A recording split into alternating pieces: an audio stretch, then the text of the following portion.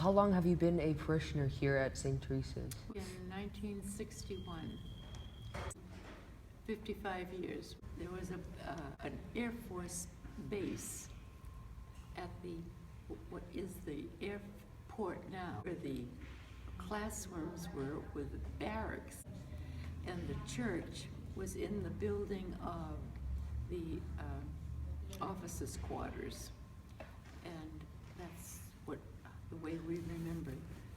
The first pastor of St. Teresa's Church was Father Nolan, and instead of just having the chapel of the base, he wanted to build a school and a church,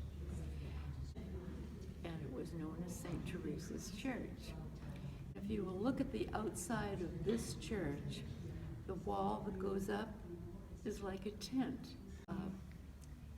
That's the origin of the expression of St. Teresa's Church outside.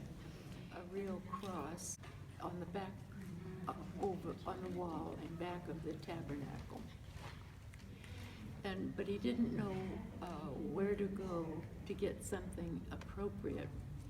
And he asked around, and he was told by the architect of the building, Bill Cody, that there's a sculptor in Arizona. So he went and visited that sculptor. Father Nolan came back. The sculptor went out and he was walking in the desert, and then he got hot and tired and he wanted to rest, and he looked up and there was a tree, and the tree had branches out like that. He was just excited. That was it, the cross. And as you look at the cross today, that is actually the trunk.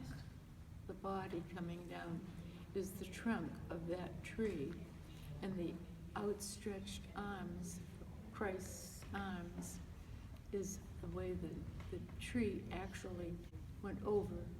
It wasn't just a whole piece of wood across.